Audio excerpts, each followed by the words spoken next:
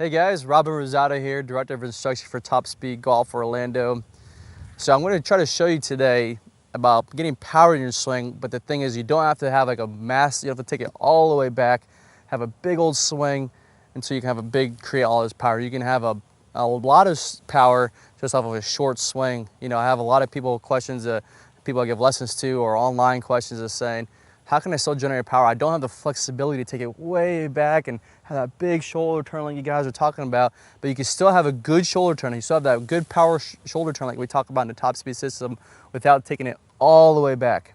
So the main thing I do see a lot of people do is when they think about the shoulder turn, when they go to take it back, they take it really far back with their arms and their hands, and their shoulders aren't really turning all that much. So they're kind of, maybe their shoulders are here, but their arms and their hands, maybe their left arm is a little bent, and the hands are taking it way back here. I see that a ton in people's golf swings.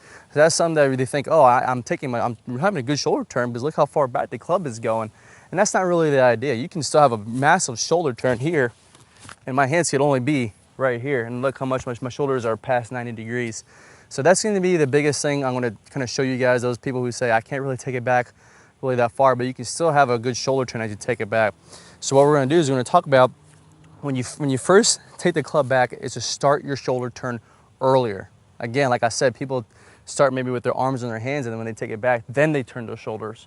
Well, I want you to start your shoulder turn earlier in your swing. Again, talking about that one-piece takeaway, talking about the extension and width as you take it back. But again, a lot of people forget is to use the shoulders as well. Remember that triangle that we always talk about with our shoulders, arms, and hands. We want everything to move together as you start taking it back. You can see here, my shoulders, they've already started here, and they're almost about 45 degrees. And when I take it back, for me, because I have a little bit more flexibility, is that I can get past 90 degrees. So again, when you're out there practicing, when you're out there playing, try to feel like those shoulders are starting to take away the club. You're gonna take the feeling out of your hands and your wrists, and you're gonna put it more into your arms, into your shoulders. Use your big muscles instead of just your hands, which are smaller muscles. So you can get a little bit more power that way. So you'll notice I'm gonna take a half swing here, but just still feel, I'm gonna try to take the club to right about here, but still feel like my shoulders are driving my takeaway, and then releasing through with my hip turn, using my big muscles to hit the ball, and that's how you're gonna get some power. So let me show you here. I'm gonna try to hit one, kind of like a half swing, nothing really big, but still with a lot of power. And as you can see, I really kind of felt like I took it right back to right about here. I may have gone a little bit further back, but I really used my shoulder turn to drive the power through the shot. All right, guys, so this is good for you guys. You can't really feel like they're getting way back here. You don't need to feel like you're gonna bring the club so far back to hit it far. Use your big muscles. Start that shoulder turn just a little bit earlier in that swing. All right, guys. Again, go take a look on our Instagram page. We just started it. Go ahead and follow us there at Top Speed Golf. We have some great tips on there as well. Some fun pictures and videos also.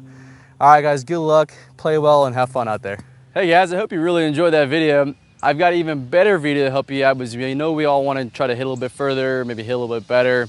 So go ahead and click that iCard and somewhere on your screen there, and it'll take you to our website. We're going to talk about the move and talk about how to get a little bit more lag. It's also going to introduce you to that tennis racket gel that we have on there. And through there, you can have access to our 5 points of our Top Speed golf system. And that you can have, and really get some detail on the golf swing and help you give you some good drills and some good thoughts you can do to help you work it out and hit the ball really well.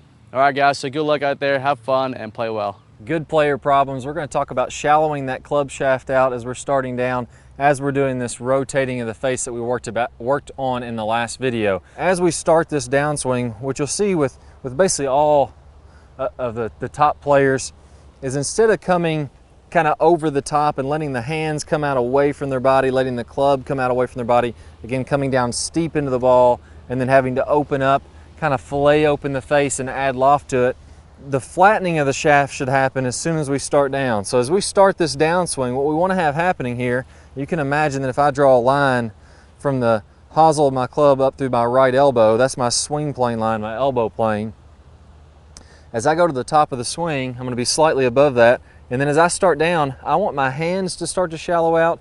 I want the club to shallow out inside of this elbow plane. And at the same time, I'm going to be rotating my hand.